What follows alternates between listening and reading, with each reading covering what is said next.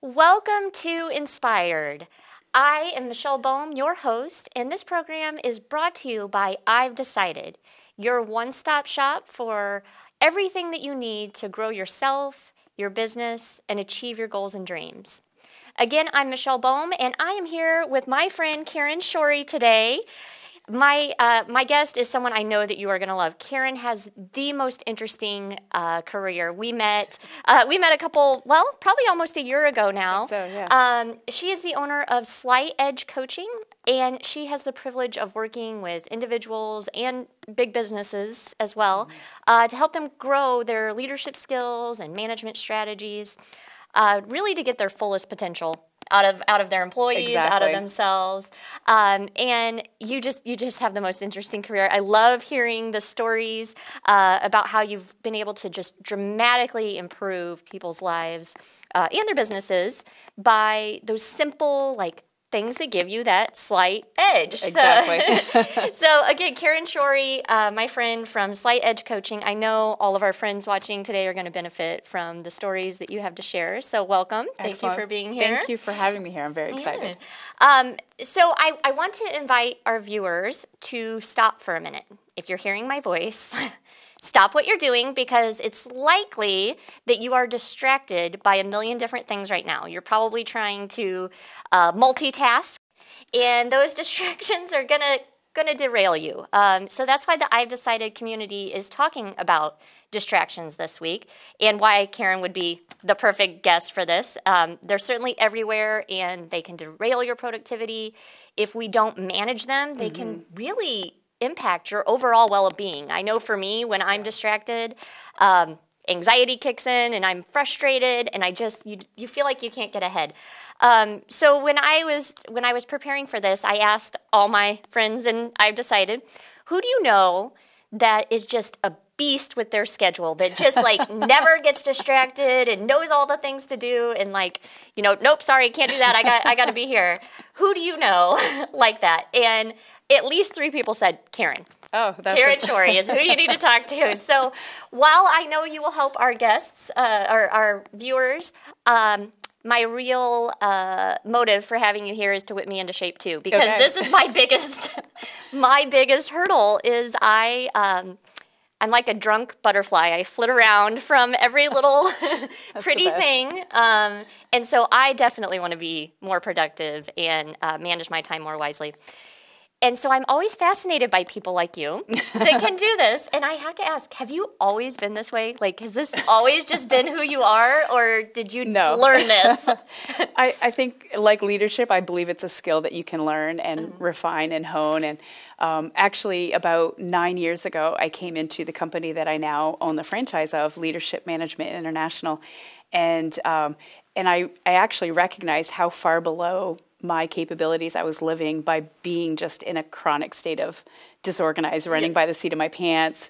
You plan things as you're running along, and you always forget something. And so when I realized that, and I realized that it was me that had the ability to change it, it's been slow, steady steps that have helped me. I don't know if I have mastered fully, but I say I have a great handle on it. Yeah. So, and that feels it's probably good. one of those things you never really... Exactly, yeah. You never really understand the secrets of the universe, but you can figure out, you can get a couple hacks. That's right. I've got some good hacks going. So really, it was something you taught yourself. Yeah, exactly. Yeah, a habit that you started, and it literally has become a habit, and it started actually with this planner, which is what most people would think it is by looking at it, just a simple planner, but it's a success planner that for me, for a while, it literally had to be, oh, I have to go get my planner. I'd have to remind myself. And now if I don't have it, I feel like I'm lost because, this is what keeps me organized and this is what keeps me on schedule. And, I have electronics and stuff, but this is the heart of everything. There is something about writing it down, isn't there? Like, yes. That's what makes it real. Exactly. Yeah. So tools like that definitely help, and the habits help. You taught me to really think about how distractions are different. Like, there's different kinds of distractions. Yeah. And one of the common ones for me is my distractions come dressed up like opportunities and like big ideas. Yeah. And they're really fun and it's exciting. And then you've taught me to just kind of say, no, that's a distraction. That's not. I know it looks pretty. It's exactly but right. The really ugly truth of it is that's a distraction. So what are some of the other kind of distractions that'll derail people, or how do you identify what's a distraction? Because I thought I was being productive. Right. Well, I think what you just said is actually key. Is you have to stop and identify what is distracting me, because so that you know what you're focusing on. And so identify your distractors, and they could be everything from social media. Being busy is such a huge distraction, like at work, feeling like you got to move papers around, the boss walks in, I got to look like I'm busy. Maybe take this stack and put it over here and this stack and put it over here. And maybe you were in the middle of planning something and you actually just needed to critically think, which doesn't involve moving at all. Yeah. And so things like that really make a huge difference. And being able to turn off your notifications, like I tell a lot of my clients, schedule when you're going to look at your email.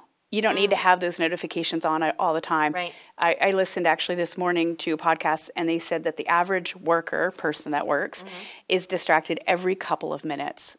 And I believe it. That's staggering. Yeah. Like, how do we critically think? How do we get things done with excellence and not make mistakes or forget or leave out details that may be little but huge? Yeah. And so finding out what those distractors are, and like you said, your distractors come in like little squirrely opportunities, and they're great opportunities. But if you forget what that one big goal is that you're chasing, you're going to be chasing all these other cute, fun little activities that are good, but they're not going to help you get your goal. So, one of the things that I do, and I mean, you probably can see it, is I actually write down what my big goal is.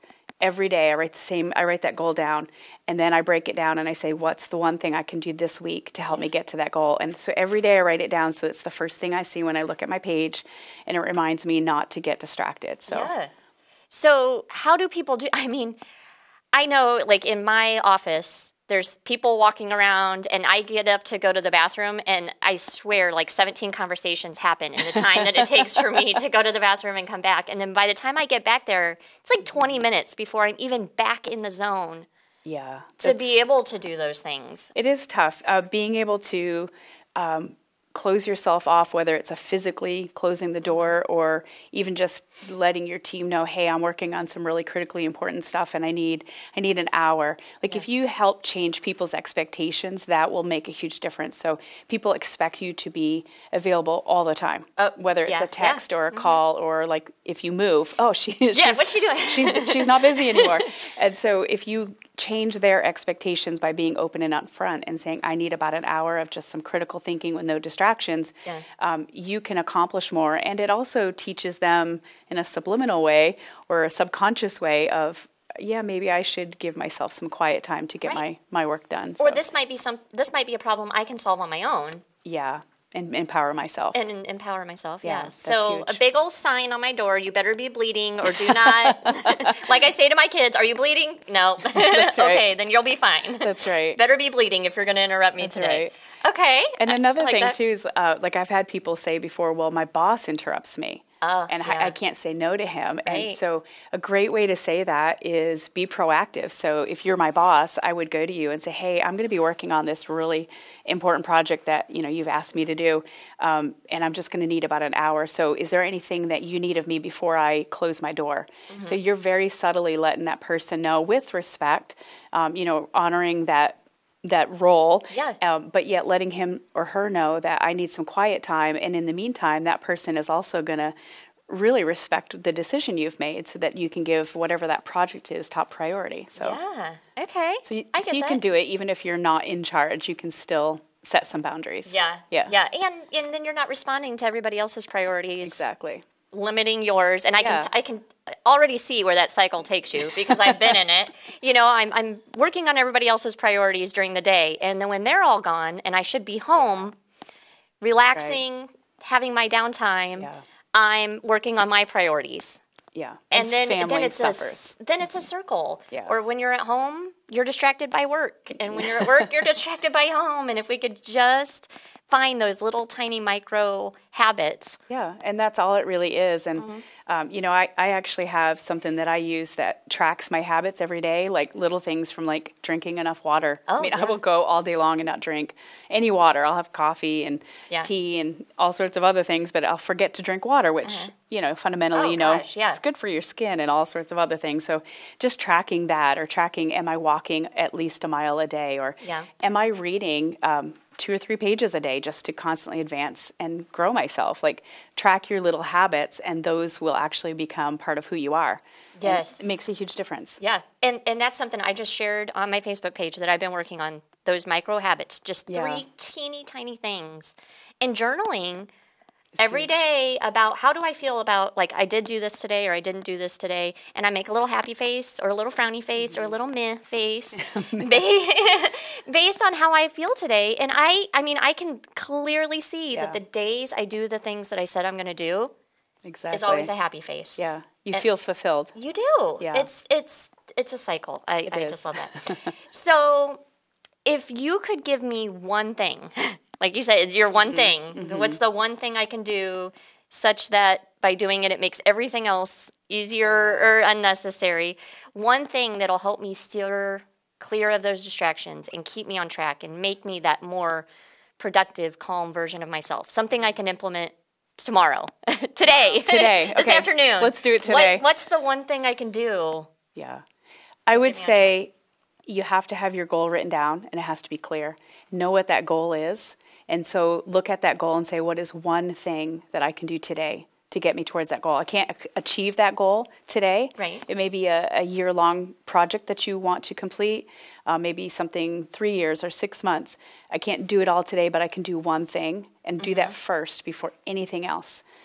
You know, we have a tendency, because we love checklists, so we want to check off all the easy things. Right. But go to that big thing first. Get that done. Use your best energy now and get that done, and then you'll be amazed at how much of the other things on the list that you'll accomplish if you go to that one big thing first. Because you get some momentum behind you? Like, is that feel good? Yeah, it's that self-fulfillment of like, wow, I feel really good that I accomplished this. This was hard. It wasn't easy. Right. I wanted to do it, but it was challenging me, and then I got it done. So now it's like, oh, I'm just going to knock all these things right off my list. So whereas if you do the other way around and you knock off all the little tiny easy things, by the time, you know, you're ready, it's like midday, you're tired, you're sleepy, the afternoon nap is, you know, calling your name or Okay, I could definitely do that. Like, switch my day around, that I do, you know, schedule that 1 hour of, okay, this is my writing time, because writing is something that, like, I know I need to do, and it's the last thing on the list. Yeah. If I move that up and I was able to write for even 30 minutes. Yeah. Yes, and set it small, and you know, set it small so that you can achieve it. Not so small that it's like no big deal, but set it small. Don't say, oh, I'm going to write for an hour a day. That might be really unrealistic for you with all the other things that you're juggling. But if you say 30 minutes a day, it's probably doable. Then, at the end of the week, if I've done 3 hours, that's huge. A week, it's cumulative. That's way more than I've than I'm doing right now. Exactly. Okay, so those little, you know, rearranging my day and working on the hardest stuff. First. So then I'm assuming that's going to give me the confidence to tackle those bigger projects if I'm it really doing these little ones. It really does. And if you give yourself that self-discipline and you do accomplish those things, like something you already mentioned, when you journal and you're recording, what did I accomplish or not accomplish? How did I feel or not feel? That actually will give you that positive momentum to keep you moving. And that's what we all need. We have a tendency to kind of stop when we've lost our momentum. Yeah. If you think, well, why did I lose my momentum? It's because I'm not accomplishing things. Yeah. I'm not seeing the ball move forward. I'm not seeing that needle. Yeah. And I mean, then you sit around and wait for motivation to it never, to land on you. It doesn't land. No, it doesn't ever make it. You have to go grab it. Oh, well, it's hard to believe, but we're already almost out of time. I Such great information from Thanks. you, Karen. Always, every time I talk to you. And I love your insights. How can people get more of you? Oh, when they need to hire you to come coach them, or I know you do classes. How can people get a hold of you? You can find me on LinkedIn, also on Facebook, Slight Edge Coaching, Karen Shorey. I don't remember the exact directions there. We've got them in the show notes for you, too. Yeah, you can find me there, and I am on LinkedIn. I'm working on a website, so I don't have that up right now. But I do offer programs they're long in nature, because you can't just apply everything you learn all at once. So we take time to help you apply those things and watch that happen, and guarantee the return on your investment, which is awesome and exciting. Great. So so you can. If you know me personally, you can give me a phone call. But I'll put that out on the air.